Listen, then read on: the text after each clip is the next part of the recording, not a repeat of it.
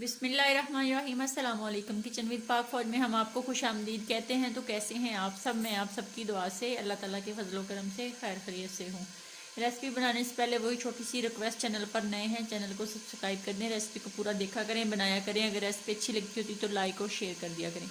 तो जनाब आज मेरे किचन में क्या बन रहा है, आज मैंने साग जो बनाया था उसकी रेसिपी पहले मैं दे चुकी हूँ। अब मैं साग को फ्राई करूँगी देसी घी के साथ, और साथ में मैं चावलों की रोटी बनाऊँगी और वो आपके साथ न्यू रेसिपी होगी और आपके साथ शेयर करूँगी। यहाँ पे 1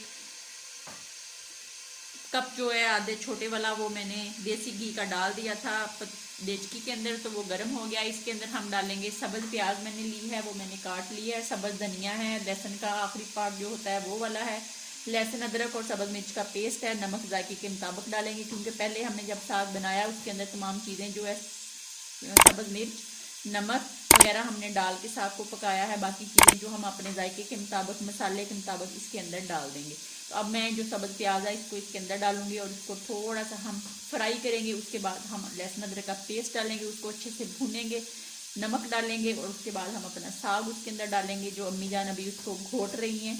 और फिर हम एंड में उसके अंदर डाल देंगे लहसुन का आखिरी पार्ट और सब्ज़ धनिया।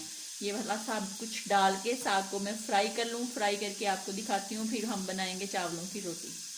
देख लें जनाब, साग जो है मैंने डाल लिया है। अब इसके अंदर हम सब्ज़ धनिया और लहसुन का आखिरी पार्ट जो है वो डाल देंगे। शहजाद साहब को साग बहुत पसंद है, बहुत ज़्यादा। वो कहते हैं डेली बेशक साग मिल जाए।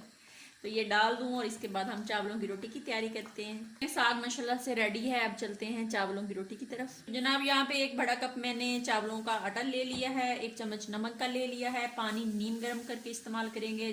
चावलों के आटे के अंदर हम नमक डालेंगे और पानी डालेंगे। फिर आप चम्मच की मदद से या बीटर की मदद से इसका एक गाढ़ा सा लिक्विड बना दें।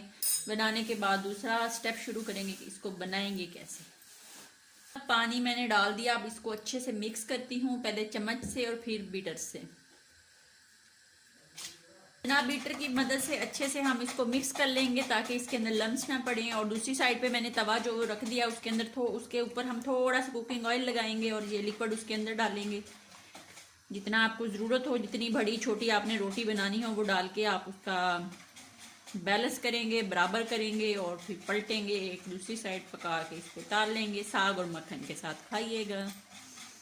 को मैंने अच्छे से ग्लीस कर लिया है। ऑयल से कर लें, मक्खन से कर लें, घी से कर लें। अब इसके अंदर हम लिक्विड डालेंगे और डाल के फिर इसको बैलेंस करेंगे। देख लें मैंने डाल दी है और मैंने छोटी सी बनाई है, आप चाहें तो बड़ी बना लें। अब एक साइड इसकी पकती है तो पलट के दूसरी साइड करेंगे और इसको पका के उतार लेंगे।